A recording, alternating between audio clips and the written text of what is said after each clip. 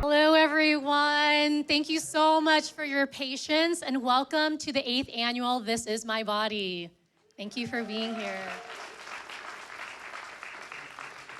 My name is Vina Vo, and I'm one of the co-founders and managing partners of the Nuvalia Collective. And I'm Odelia Young. I'm the other co-founder managing partner. And we are just so honored that you chose to spend your Saturday here with us. We apologize for starting so late. We just heard traffic was horrible. Finding parking was challenging. I know people were running to get here to see their friends and loved ones on stage, so we wanted to make sure everyone could get here safely on time. So truly appreciate your patience.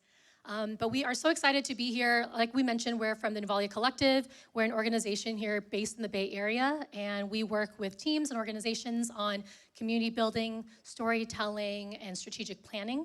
But the best thing that we get to do every single year is this program right here called This Is My Body. And, oh, yeah, sure, we can clap it up. Thank you.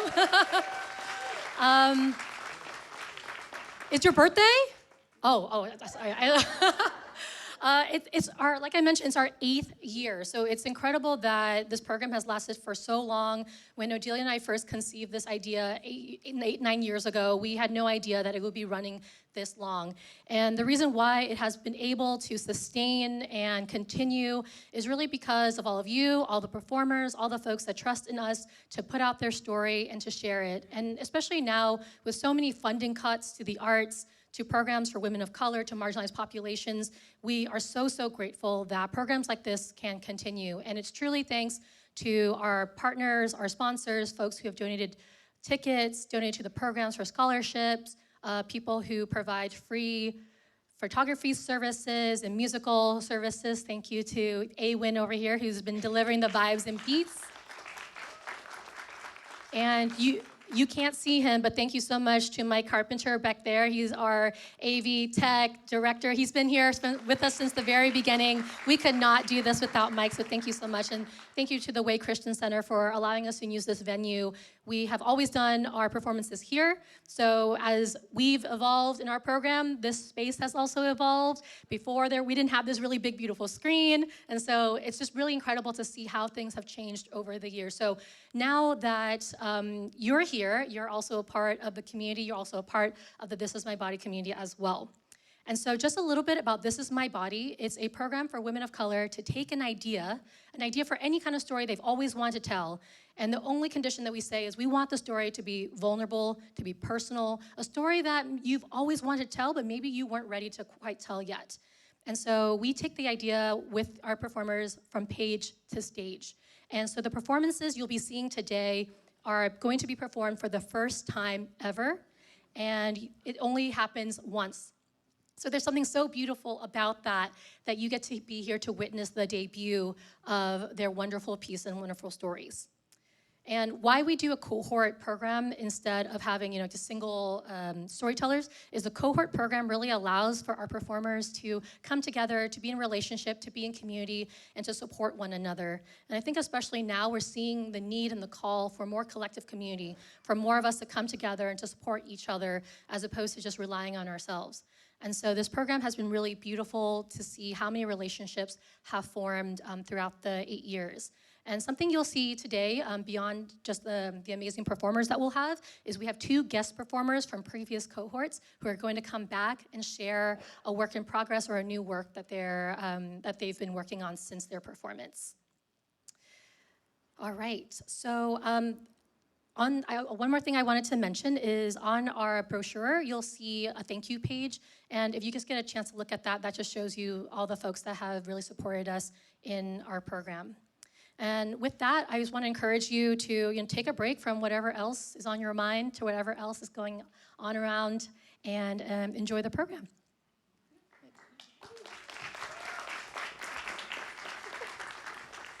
So nobody told me that you don't have to be fully healed to help other people heal. That's something that doing This Is My Body has helped me figure it out.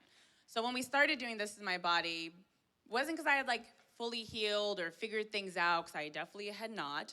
But I believe and still believe that you can be in the middle of your journey and still show up for others. And that's sometimes where the most powerful work happens.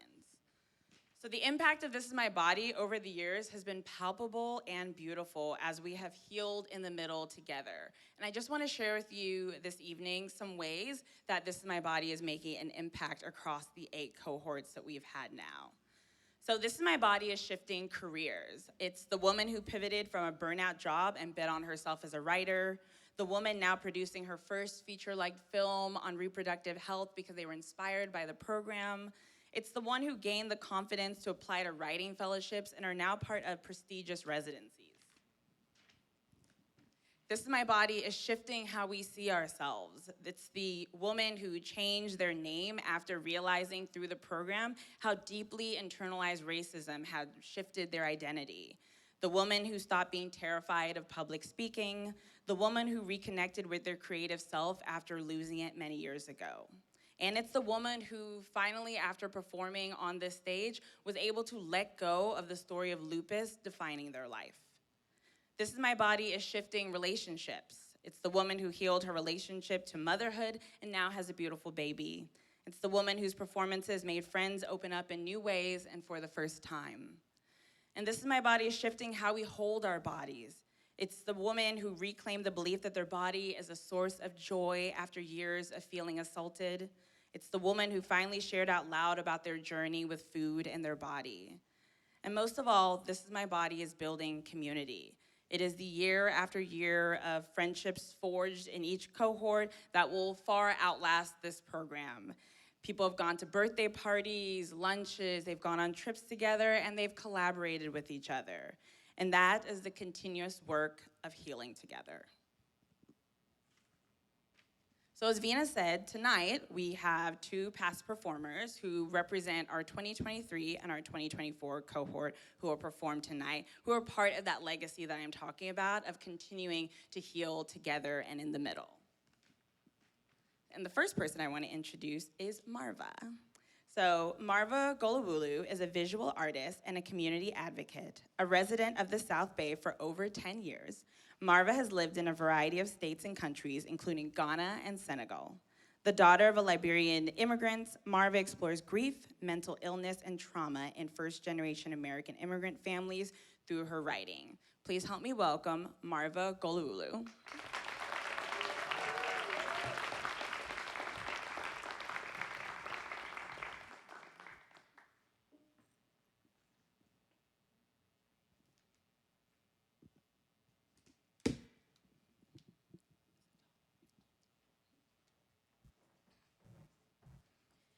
There are a few things I would like the world to know about me.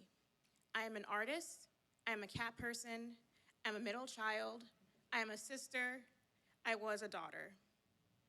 I was one of my dad's daughters for 24 years, and now I've been parentless for 6. Needless to say, I am not used to this new identity. Maybe I'm still so early in my relationship with grief to embrace this new stage of life. Or maybe it's the tragic combination of losing my grandpa, then the family dog, and finally, of course, my dad during the summer of COVID lockdown that has permanently altered my ability to feel safe in this world.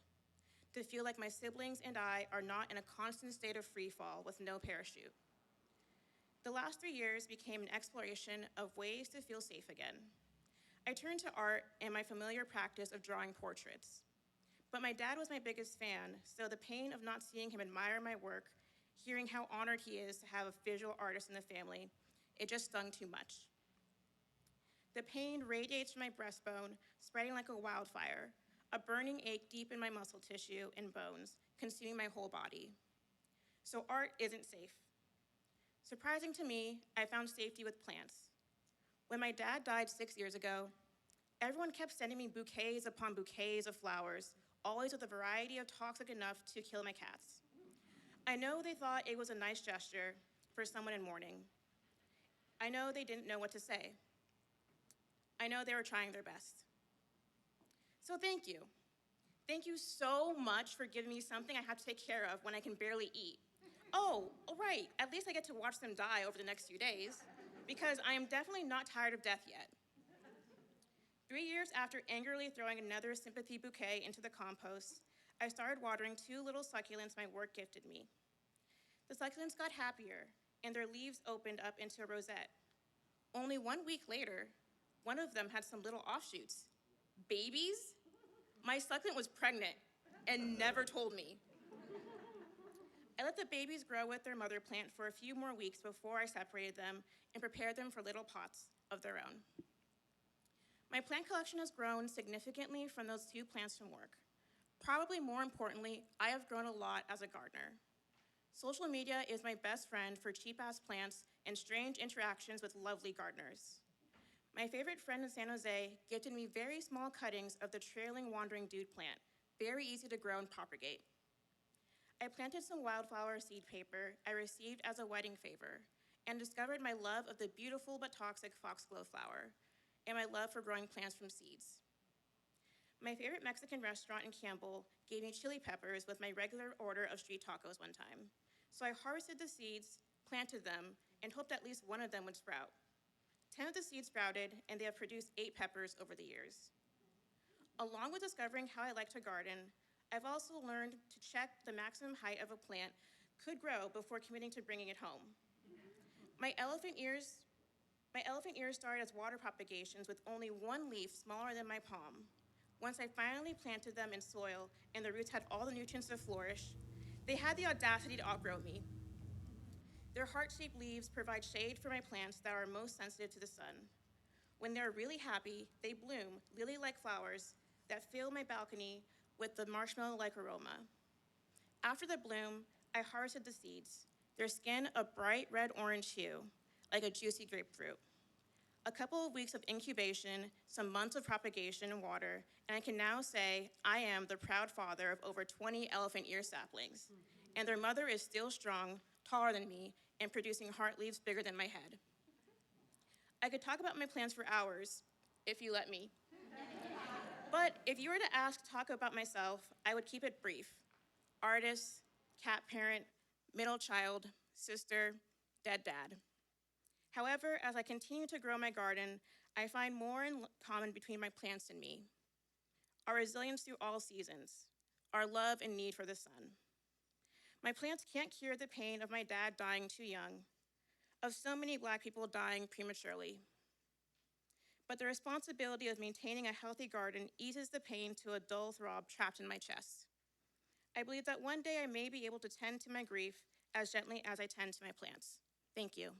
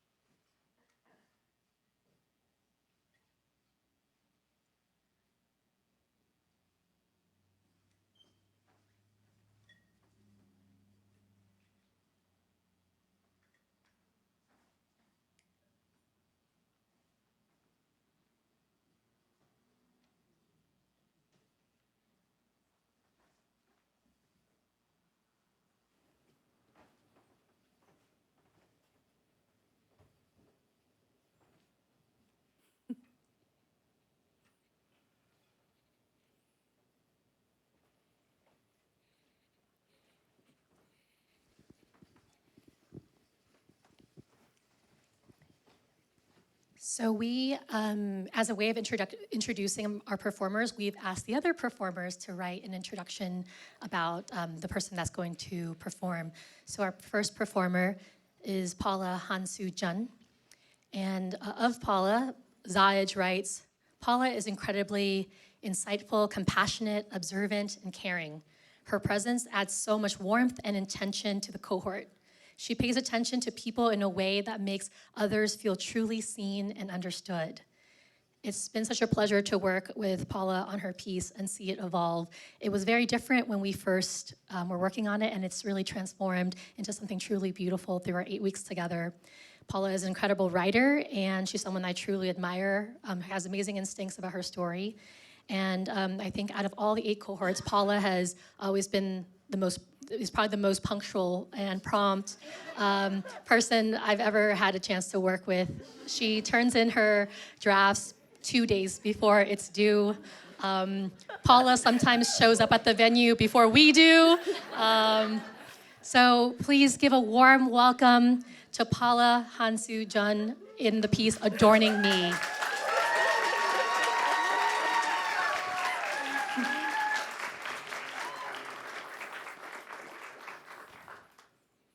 Been read to filth.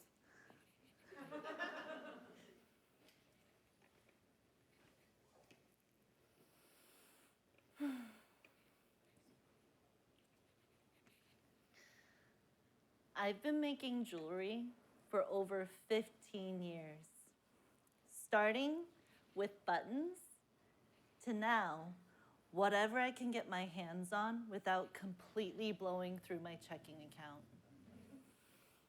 My biggest inspiration, making and giving gifts, is at the intersection of my love for art and connection. I love nerding out to the unique qualities of the person I'm showering with love. Like, what's your birthday? What are your signs? What's your favorite color? Do you know your birthstones and what it means? What type of jewelry do you like to wear? I relish in honoring that person's journey and celebrations. The more meaning and elements of care I can imbue, the better. But when it comes to me, making jewelry for myself, showing that expression of immense care for my birthday, astrological signs, my milestones, my mind goes blank. Like, yeah, I'm a Capricorn, so I like the color purple. So what? Amethyst is purple,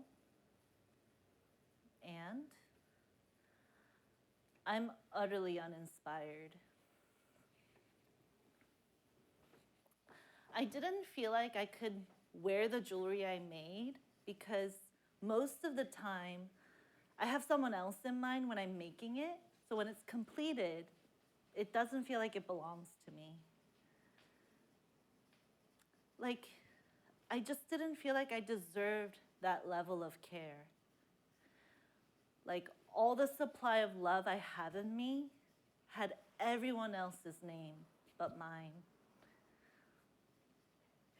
Just didn't feel right. Welcome to a snapshot of my life.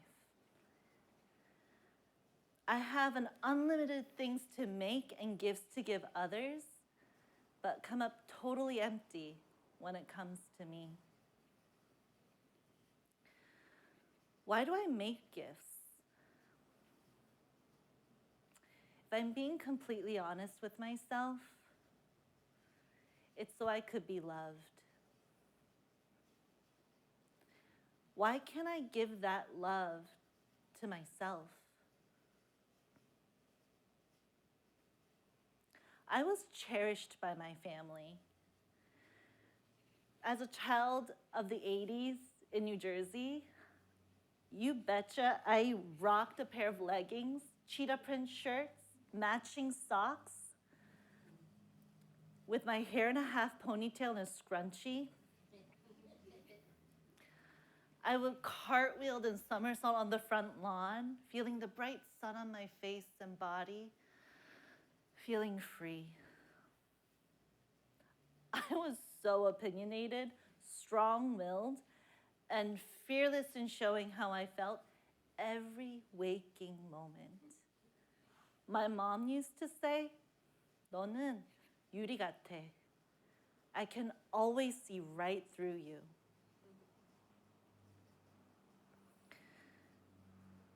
Like, I didn't care if people liked or disliked me.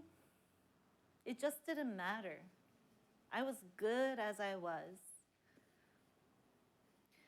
When I was 6 years old, my family moved from the States to Korea. My family put my brother and me in Korean schools, even though we didn't speak any Korean. They wanted us to know what it's like to be Korean in Korea. My classmates called me, "야, 슈퍼 뚱떼지 부인." I practiced every day in my room to get good at 고무줄놀이, a schoolyard game.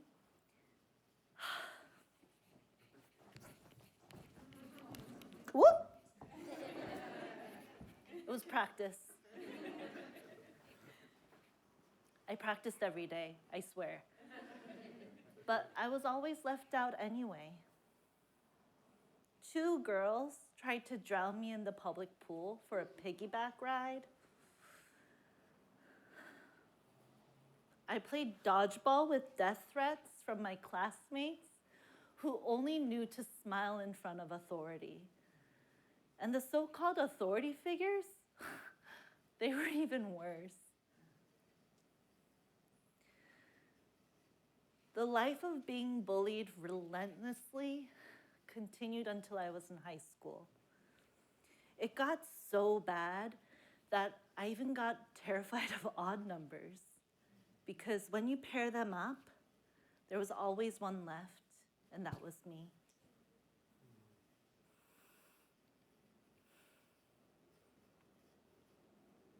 Even in the absence of external bullies, I internalized those voices and turned myself outside in against me, especially around my body. I didn't like my body or how much space it took up. It made me an easy target.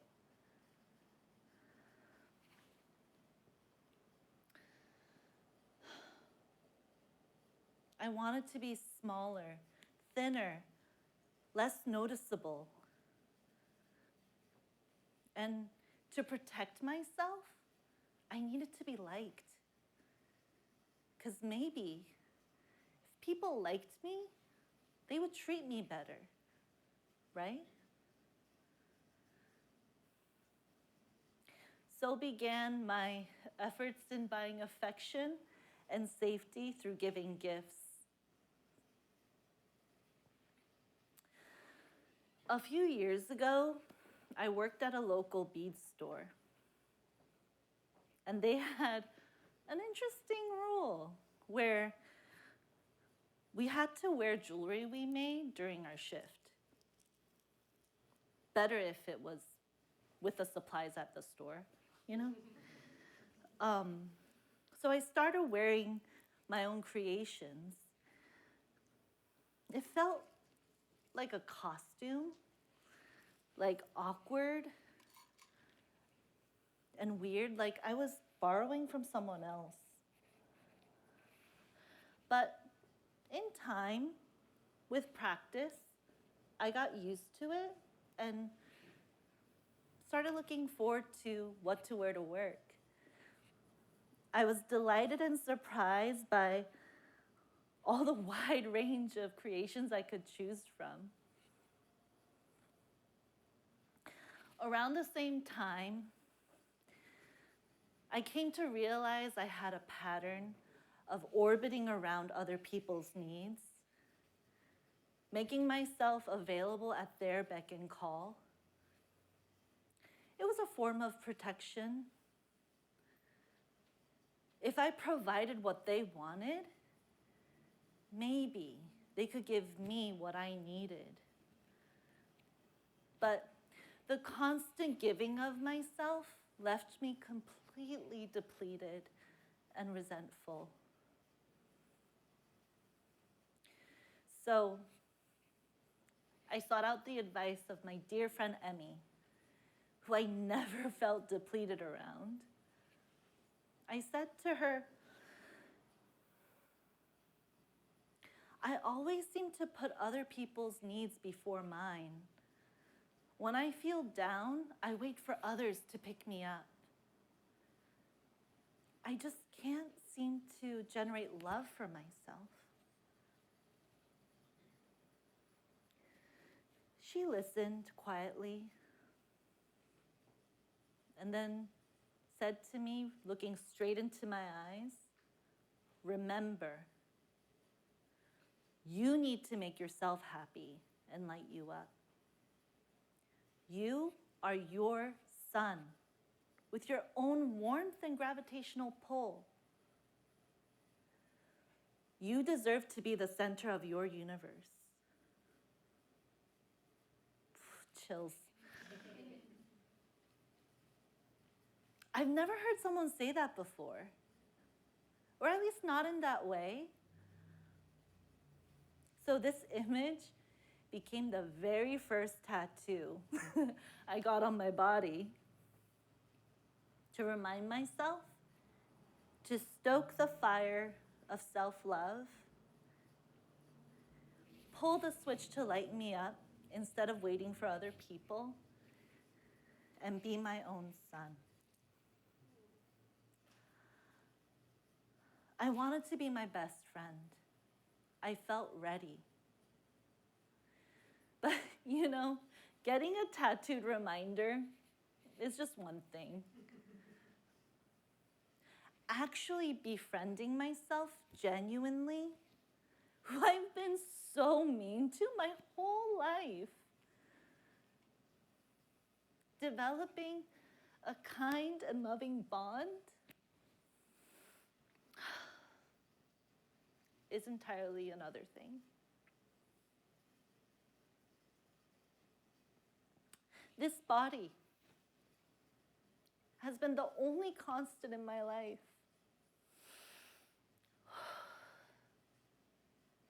It makes sense to be kind to her, you know?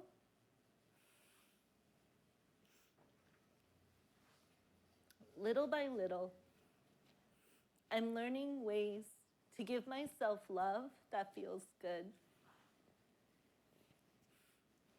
I speak to myself in a gentler tone, telling me that I am generous, creative, and kind. I'm even starting to enjoy my own company, which is surprising. Not every day is a win. I have a lot to catch up on, but I'm gonna keep trying anyway. And now, most of the time, I wear my own jewelry. As for these earrings, I made for me.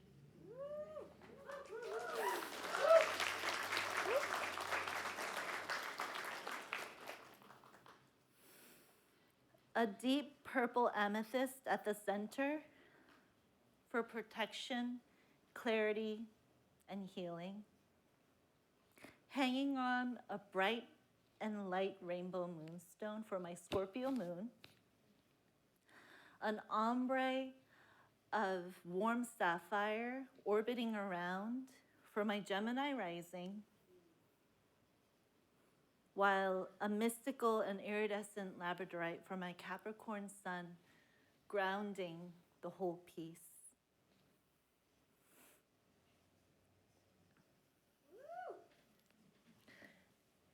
As you can see, it's bouncy and feels light.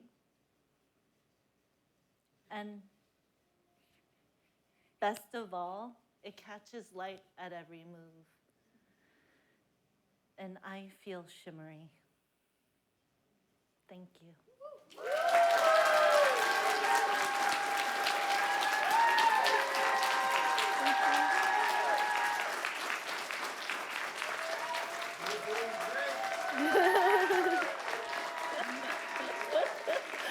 Thank you.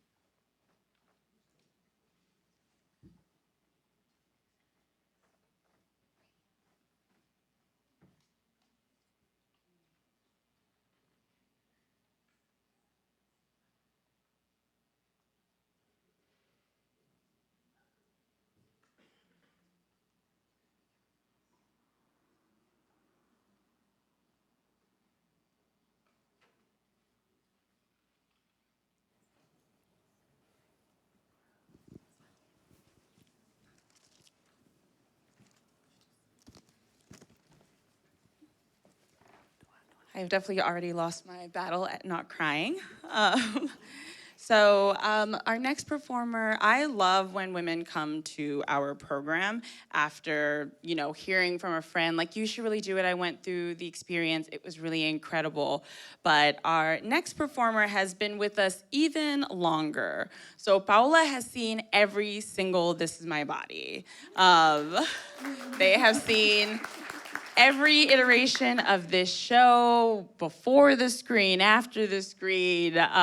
They were there for the 2 virtual years during COVID, and have seen, like, Vina and myself really, grow into, leading the show. And so maybe one of you might be next in the audience to come. But it's just really incredible to see them go from audience member to now performing. And I've had the immense joy of knowing Paula since, like, very early on in the journey that they're gonna talk about tonight. We have known each other far before I was even thinking about doing things like this. And I can definitely say that I would not be the person that I am right now, and I would not show up in the work that I do in the way that I show up if it was not for the influence of Paola. They have had an incredible influence on my life. And yeah, knowing that they're always in my corner, and now that I could help, shepherd them through this journey has made this year extra special for me.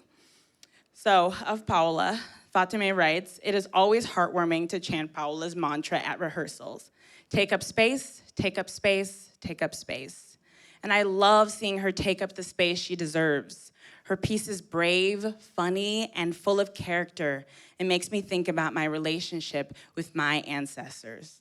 So I would like you to help me welcome Paula, Vanessa, Pinedo-Vargas performing La Magia en Mi by doing the mantra. And how we do it at our workshops is you say the mantra 4 times. So you're gonna say the mantra, take up space with me 4 times. So take up space, take up space, take up space, take up space.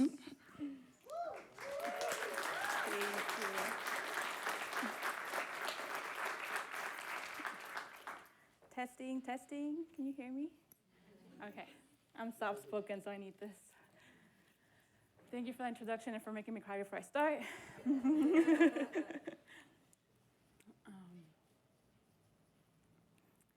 So by the time I was 16, I had long decided that heaven and hell were folk stories told to simpler people.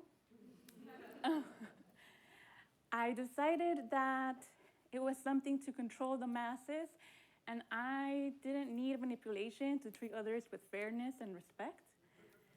So it didn't exist for me. But then my grandfather died.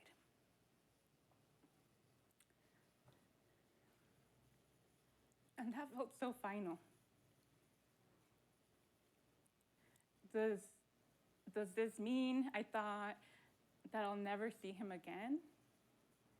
If there is no afterlife, does this mean that he's not watching over me now? Yeah, I decided then I think that's what that means.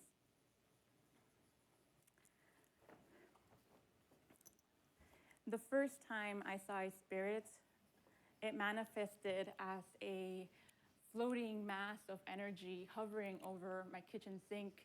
I was a child, and I remember peering from my bedroom door and thinking it looked kind of out of place. But before I knew it, my mother, who's sitting right there, by the way, my mother had found a Catholic priest. And I remember how sure of himself he was.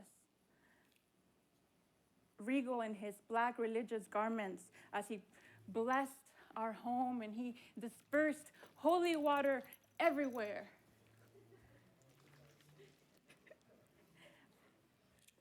When I didn't see the spirit again from my bedroom, it was proof to me that a higher power existed. And if you served this higher power, then you could use that power to protect others. So off to church I went. And I learned that if you have a petition, you light a candle. And if you chant in illusion and hold hands with fellow devotees, you strengthen your petition. I learned the power of speaking over water and using that water to bless and cleanse yourself. In community and with so many tools at my disposal, I felt so protected from spirits and evil.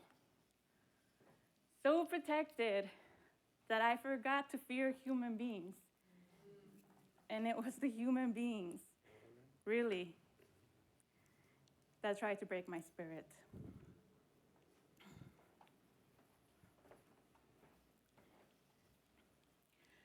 Mujeres, obedezcan a sus esposos.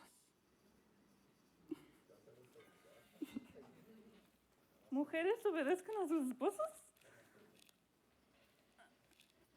That voice that had felt so trustworthy, so regal, so defined just moments ago suddenly brought me feelings of unease. I began to feel alien and small in a place that had brought me so much comfort before. The high ceilings and the intricate windows only created distance between me and the heavens. And the rows of wooden benches and the black concrete floors just brought a cold that no amount of candles could fix. I was 8, and I already knew this space is not safe for me. And maybe it never was.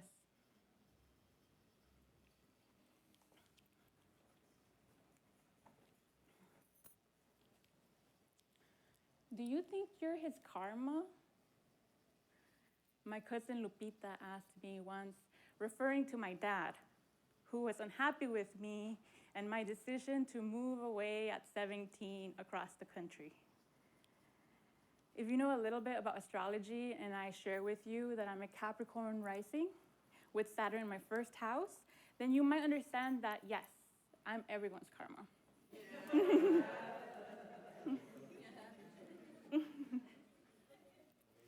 But if you look a little bit closer and you see my moon and Jupiter conjunct in my 9th house, then it'll also be clear to you that I am simply an adventurous, free spirit.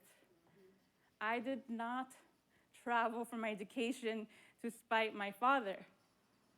My spirit was simply too expansive to fit in a kitchen.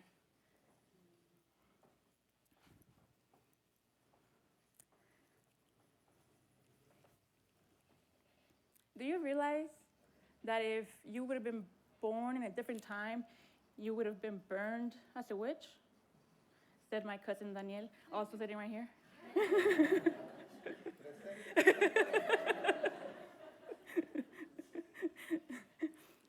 I had hoped that if I moved away, they would forget how different I was. I had hoped that I could just expand out of reach. Yeah, I suppose I would have been burned. But in my neighborhood, now and then, cleansing yourself with eggs are normal, and we all wear red bracelets for protection against the evil eye. My mother doesn't exactly like it when I listen to podcasts on brujeria, but she stays up late watching ghost hunting videos on YouTube.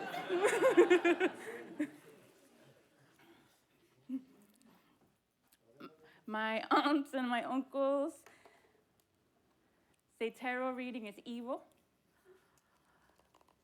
but they ask my abuelita for her blessing when they go on trips, and they pass each other bread when there's a susto. So that's why I anoint myself every morning with a little abre camino oil. just a little road opener for the day. And at the end, I cleanse myself with agua florida. Yes, I could have been burned, but could they have burned all of us? So it turns out, I did not sprout out of thin air. I was planted, watered, and nurtured by ancestors who were planted, watered, and nurtured. And my descendants will be planted, watered, and nurtured.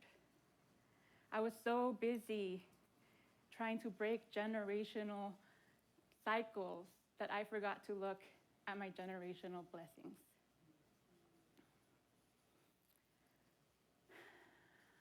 I will never be an obedient wife,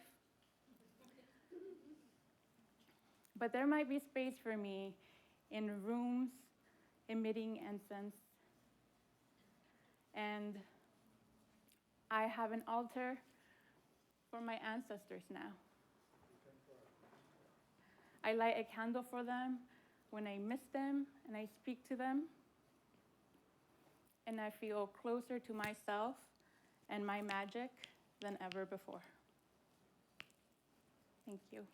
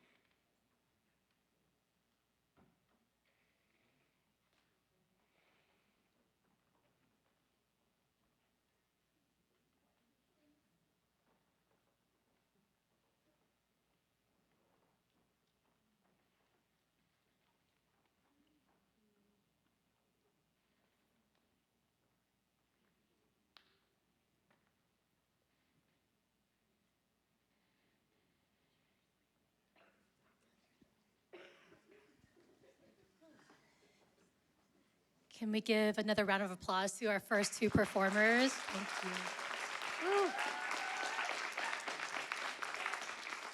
And the side commentary from Paula's relatives here, that was awesome. I don't know, y'all got to hear abracadabra, you hear that? That was great, that was great. Oh, I heard you, yeah, we all heard you. You're great. That's great. Next up, I'd love to introduce our guest performer. Salma Hassan is an activist, adventurer, creative, self-taught poet based in Oakland. She is a queer, first-generation Somali American who seeks to share her experiences through storytelling and creative writing. Salma was a member of the 2024 cohort. Today, she will perform her newest piece, Metamorphosis. So please welcome Salma to the stage.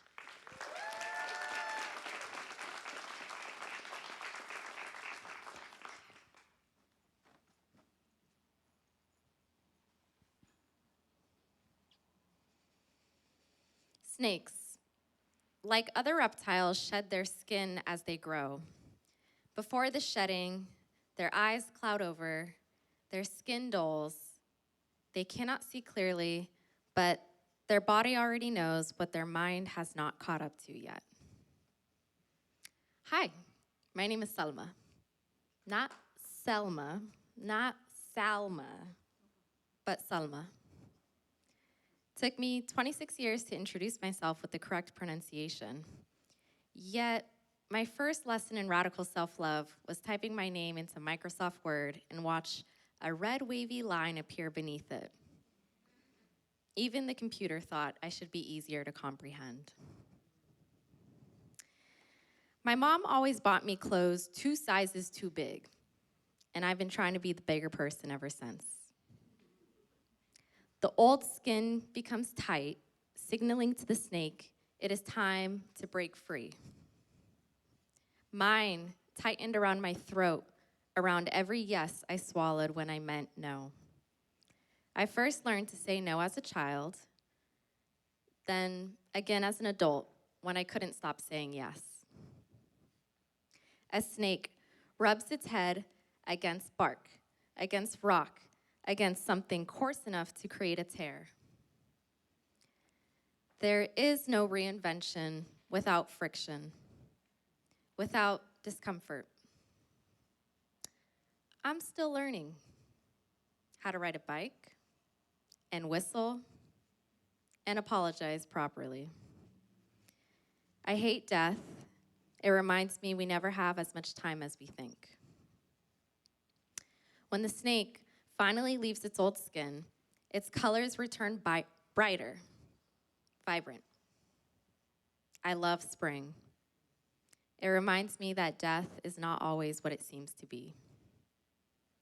Every ending makes room for new, more fruitful beginnings. Sometimes the shedding works, and I learn to enjoy the discovery that this is my body. Thank you.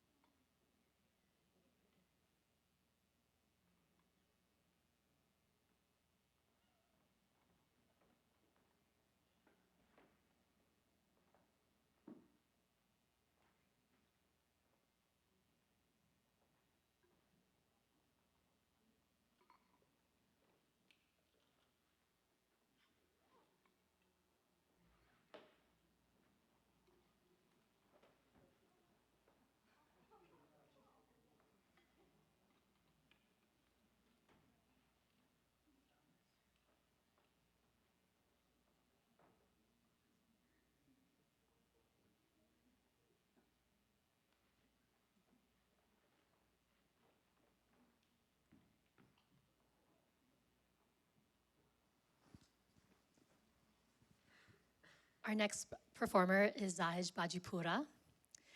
Of xahej, Paula writes, "Xahej is a beautiful spirit who began writing her story by the beach and who, like the ocean, has depths only the bravest can face. With courage, she dove into the water and faced the darkness below. Her light is brighter than any star, and she came out on the other side of this journey, not only with triumph, but joy." Like the stage setup here, xahej comes with all the greatest ideas, very elaborate, and we've been so grateful to see how her piece has evolved over time. She comes into the workshops with incredible electric energy that is impossible to describe via words. You'll get to experience it in a little bit. She infuses humor and levity with her sharp wit and always comes to our 10 a.m. Saturday morning workshops with the most stunning outfits. So please join me in welcoming Xahej Bajipura in her piece, My Mandir.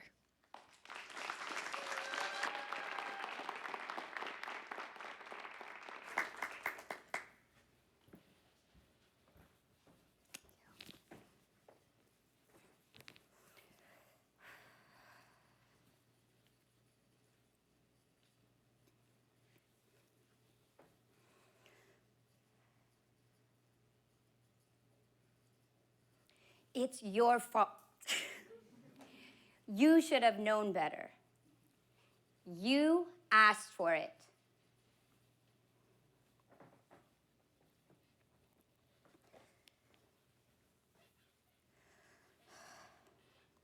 For years, I blamed myself for the trespassers' harm to me. It was conflicting. I was told it's not all men are bad, yet I'm also warned, if given the opportunity, I must assume everyone will harm me.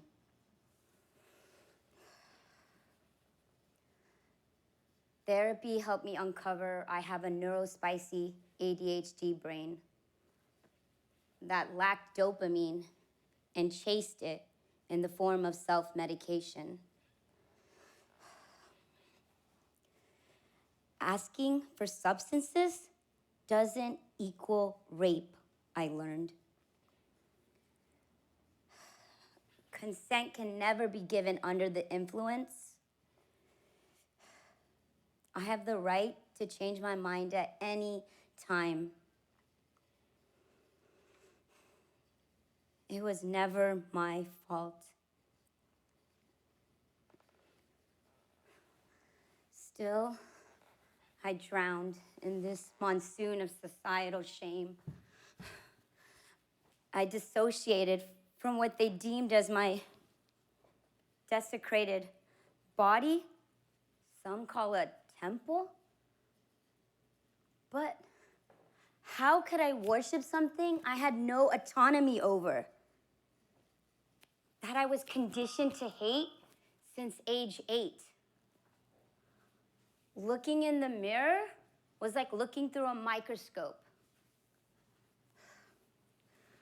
A dissection of the epidermis from my esophagus to my inner essence.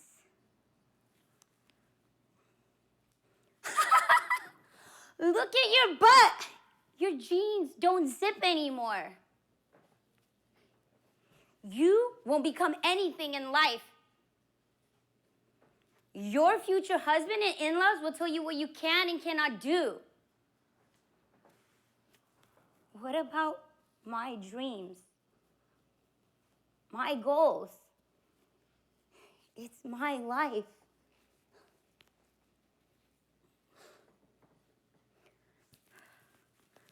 I used to wear jackets in 105-degree weather and baggy clothes to hide my squishy little belly. I now hyperfixated on. I seesawed between intoxicating myself and detoxes. It was a juice cleanse in 2015 that ultimately taught me how diet got its name. It was too easy. I didn't need a doctor's note or supervision to be on vegetable and fruit juices for 1 week. Unbelievably, by day 6, I have kindergarten energy. Look what I can do. On just 3 hours of sleep, no cravings. I feel so high I could touch the sky. I might as well extend a week, a month. It's on the 7th morning. I elevate far beyond this dimension, triggering paranoia stemming from that assault a few years before. My friends are concerned. One tries to feed me a granola bar. I can't swallow it. Others guide me through breath work and meditation. I can't do this. I do my yoga asana. I'm not safe.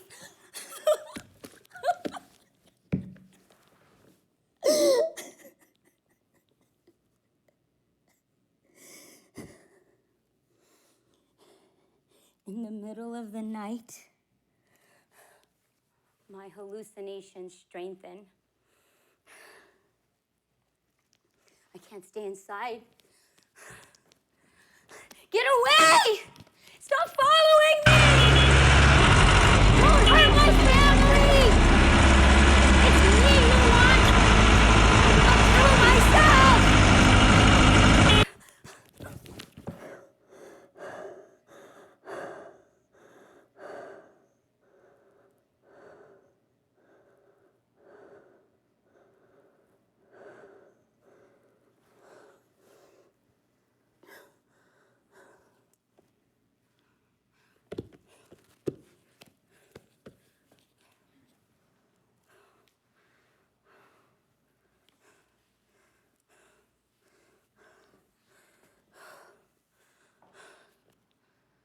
Where am I?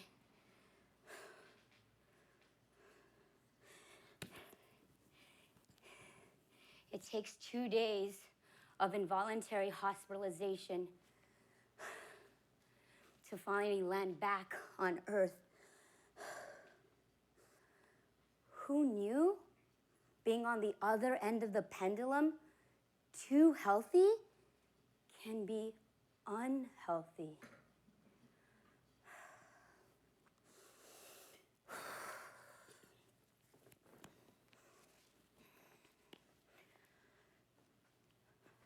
Seven years later, I find myself going back to my mother's land, India, for holistic healing and service. During my Ayurveda treatments, I become aware we each have unique body compositions based on our doshas, our nature. It's not a one fad diet approach fits all, like in the West. I'm in airy, flighty dosha in this ancient medicine, which means I need warm, cooked, grounding foods like dals and soups. The opposite of what I did. Later in the Himalayas, I embark on a 10-day silent retreat called Vipassana.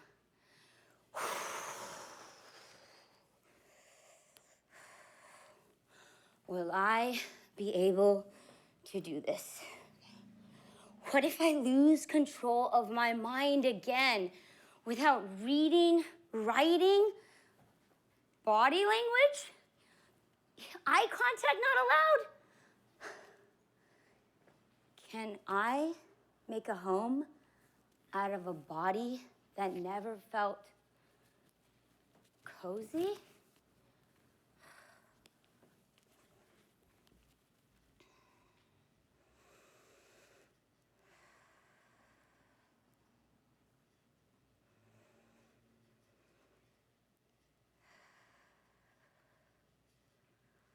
The Vipassana was the first time I made a conscious effort not to escape from my emotions.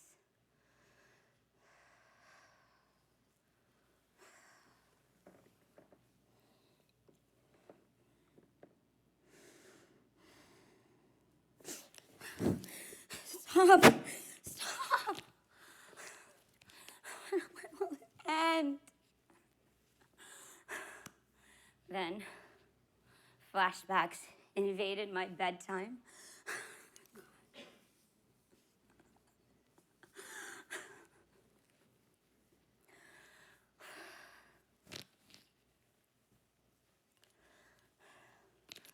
teachers were understanding of my special needs.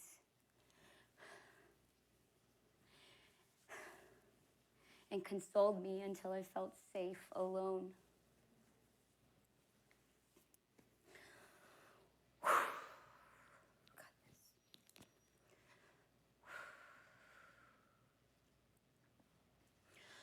I am fearless, powerful, grateful to face my fears head on. I do not let PTSD disconnect me from living, feeling sensations flowing throughout my temple, my mandir, belonging only to me.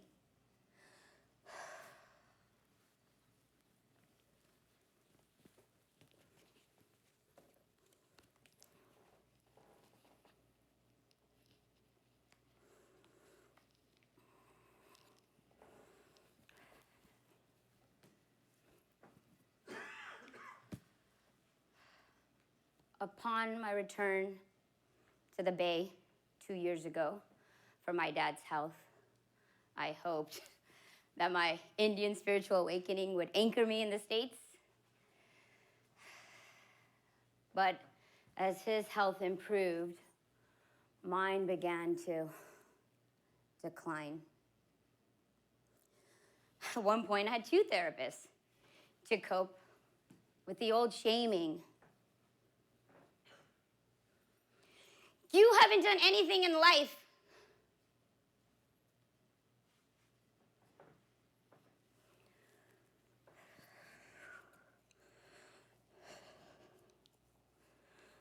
I'm afraid of the darkness in my mind. I see monsters in the shadows, even my own. Ah! I am startled by leaves floating in the wind. I have nightmares in daytime.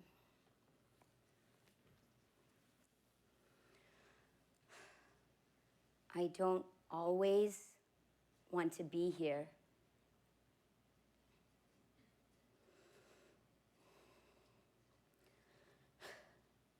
I really wish I could press Control-Alt-Delete on the unforgivable moments in my memory.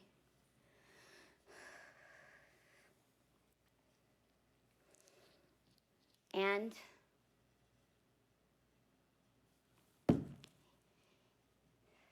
in spite of all this, I do not stop living authentically.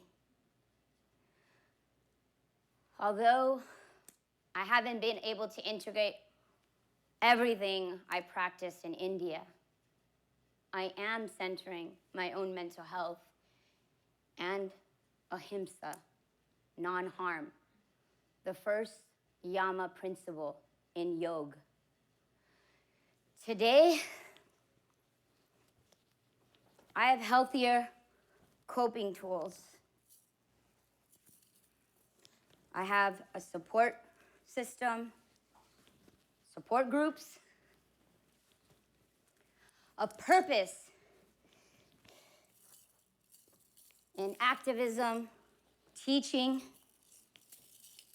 and the arts, where I feel the most home. A healing space.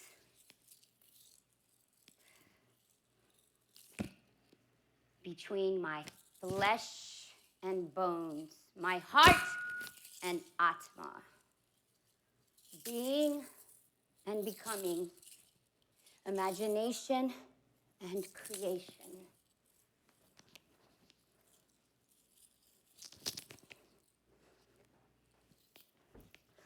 I bow down to my highest, freest, humble self.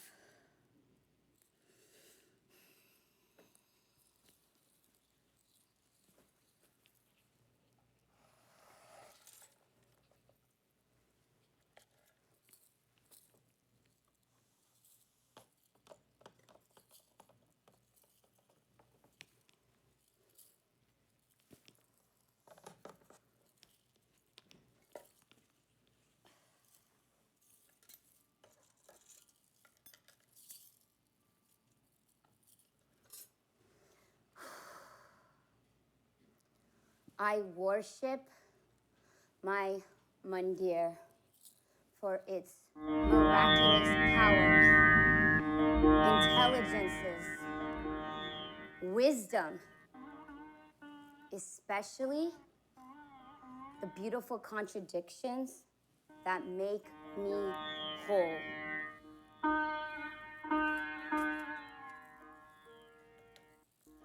My body is the eighth wonder of the world.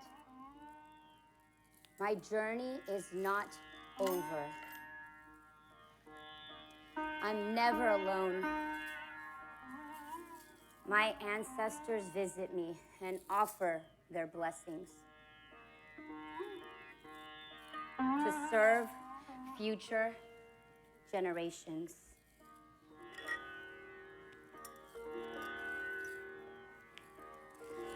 In exchange, I offer them my fresh, creative nectar. No more juices.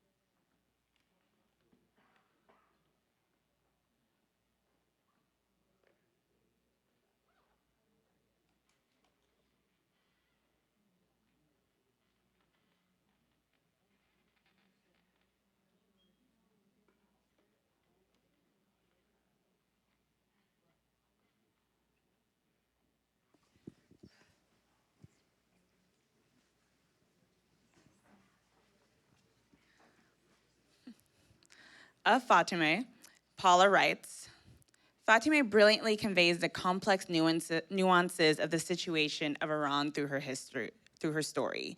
Witnessing her process has been incredibly enriching. I learned so much about courage, discernment, and resilience from them.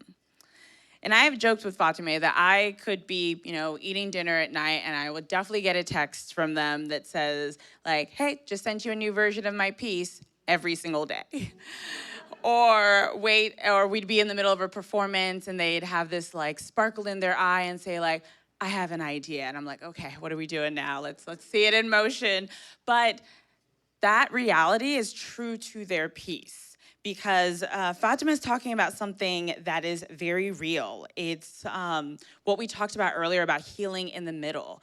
And there were so many other ideas that they had at first, but this is where we came back to, even though it's very real, very present for them right now. And it takes a lot of courage to tell your story and talk about it when you're in the middle.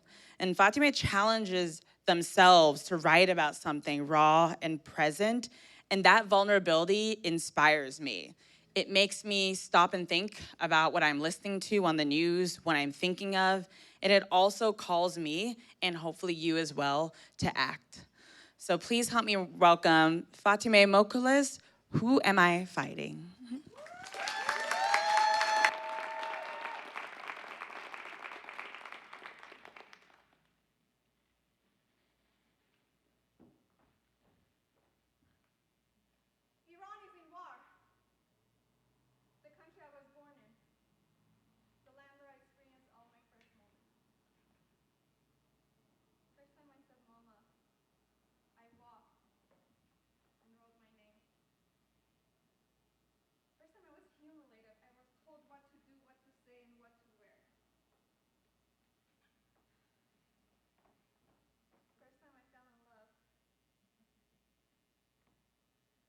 microphone is off? Oh. Then I get to get a second one. I'll see you in a bit.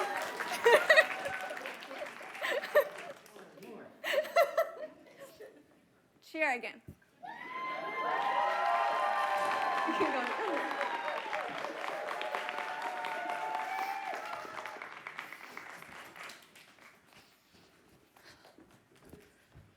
Iran is in war. The country I was born in. The land where I experienced all my first moments in. First time I said mama, I walked and I wrote my name. First time I was humiliated. I was told what to wear, what to say.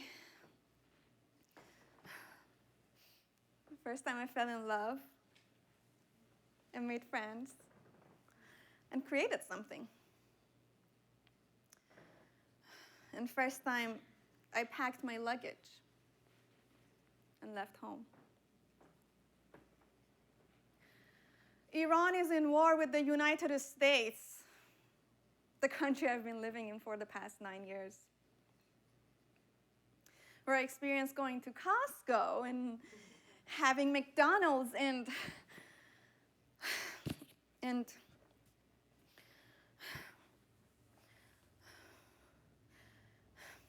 having panic attacks. Iran is in war with the United States, and I'm in war with myself, with the emotions that I didn't know existed, and with the thoughts, the endless thoughts I didn't even know I was capable of.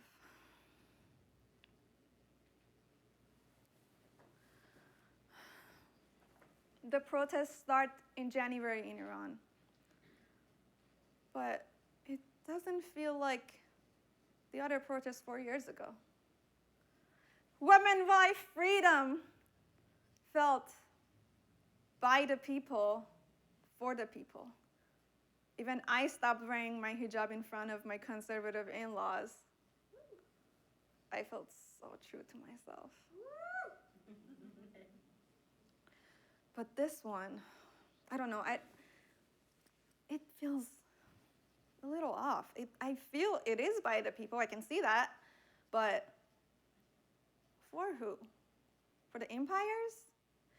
I hear people shouting the Shah's name and wanting the regime change, and aren't those the most intriguing words to put this regime into their survival mode and make them more brutal than ever? I want to shout, please, please, please, please, please take care of yourself. Please don't wake the monsters up. But I feel like no one hears my voice.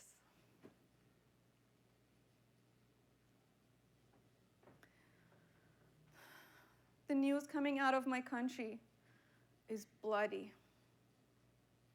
It's dead body bags. It's running away and screaming.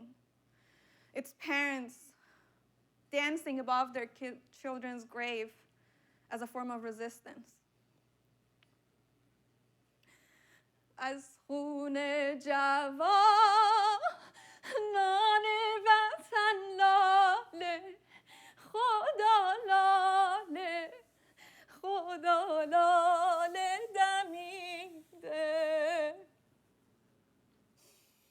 I knew this was gonna happen. And I couldn't stop it. It is all my fault.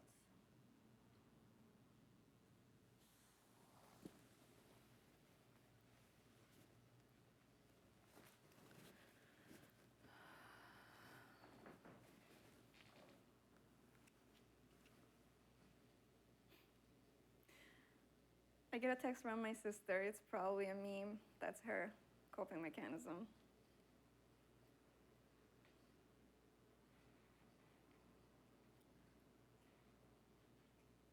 We are okay, but they've started bombing important places.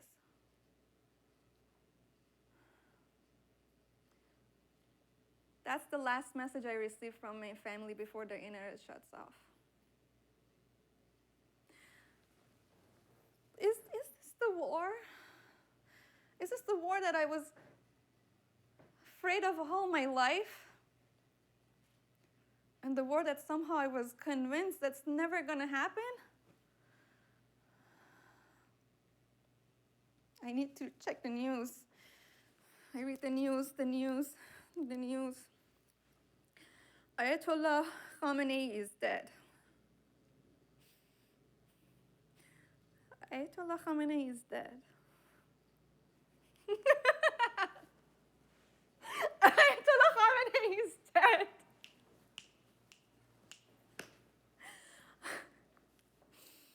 Ayatollah Khamenei is dead, and 120 girls. 120 girls at a school are dead. Like, okay, like 1, 2, 3, 4, 5, 6, 10, 15, 25, 35, 50, 60, 80, 90, 110, 120 little girls!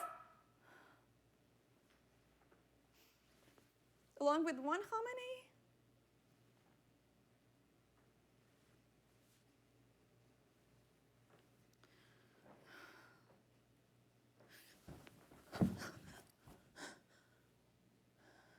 Three times the leftists betrayed Iran.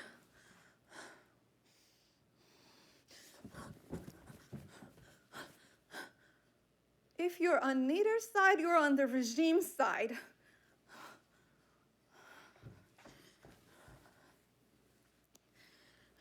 I post on Instagram, but I delete them before anyone sees them. I was talking to my other Iranian friends about politics because I don't have a side. I don't have a side. And they need to know so they can either block me out of their life or add me to their more parties.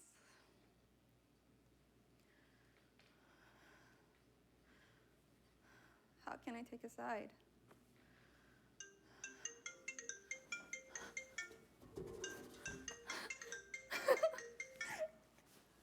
سلام. سلام. عیدت مبارک باشه. مرسی، عیدتون مبارک. مرسی، ما خوبیم. عیدتون مبارک. خوبم، مرسی. تو خوبی؟ همه چیز خوبه؟ خوبیم خدا رو شکر. عید دیدنی رفتید؟ آره رفته بودیم عید دیدنی خونه خاله اینا. دایینام بودن؟ خوب بودن. سلام رسون. الو. الو. الو.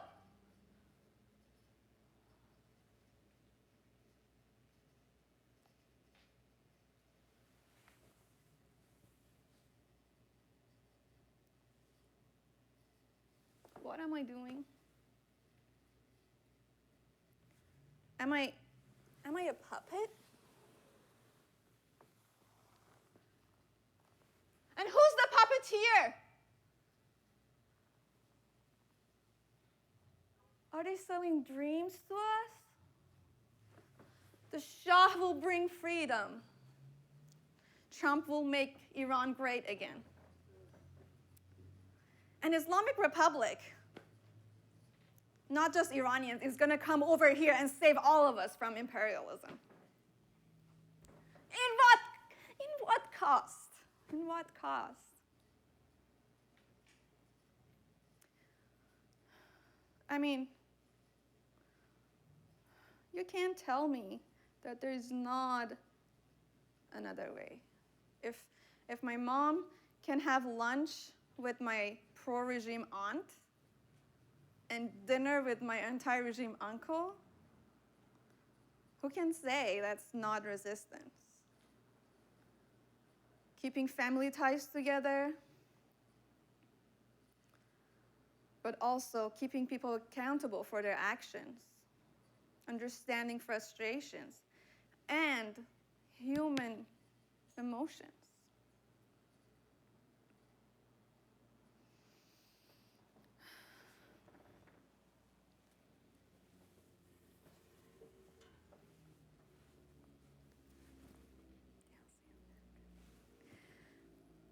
I try to visit my friends and talk, and instead of avoiding politics or trying to prove my point. Just listen. It's hard. I mean, that's why it's called resistance.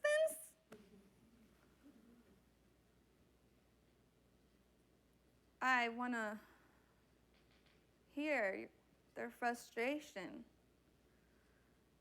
and our similarities, our wish for a better life.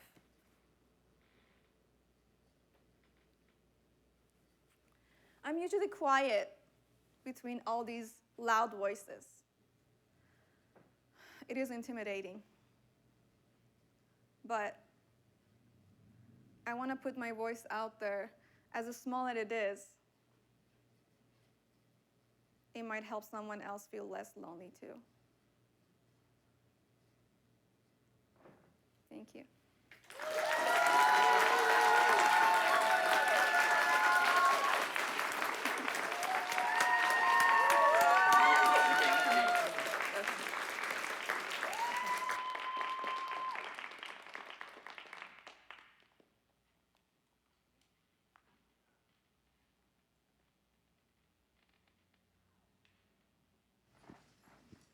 So we've come to the end of our program, and we are so grateful for all of you being here, but we're also so grateful for the courage of all 4 of these individuals have shown to stand up here and share their journey with you, their vulnerability, their past, their mistakes, their triumphs, all of it so boldly and openly. And I want to spend some time just thanking them for what I have taken away from their piece. To Paula, thank you for the reminder that saying and doing are 2 very different things, and that the journey to close that gap is so hard, but so worth it to come home to yourself. To Paola, thank you for your magic, the belief that love is the greatest magic that transcends everything, and that our loved ones are with us, are in us. To xahej, thank you for embodying Giselle Pellico's words that shame must change sides, that we must shed ourselves of how others see us and create ourselves to freedom, even when that path is imperfect. And Fateme, thank you for the reminder to cut the strings of the puppeteers, to break binaries that threaten to flatten our complexities and our existence, and to hold on to the belief of a better world together.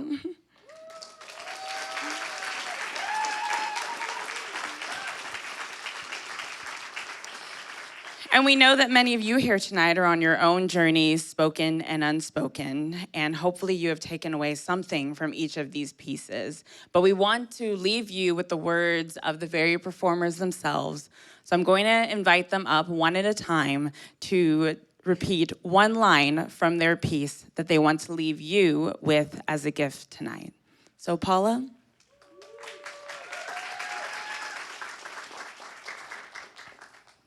I feel shimmery. Paula? Oh, you can stand right there.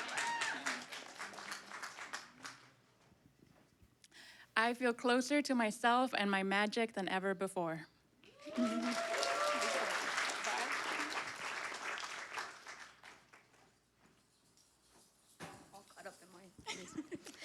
I worship my mandir, which translates to temple.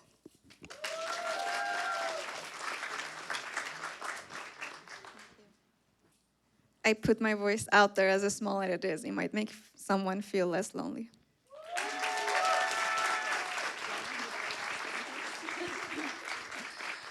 So we'll leave you on those words. Thank you so much. Please stay, just mix and mingle with each other. Maybe you'll take away another story from someone. Ask somebody what brought them here today, and just, connect with one another. We'll play you out.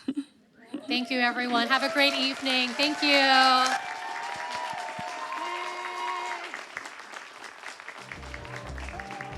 Just don't know why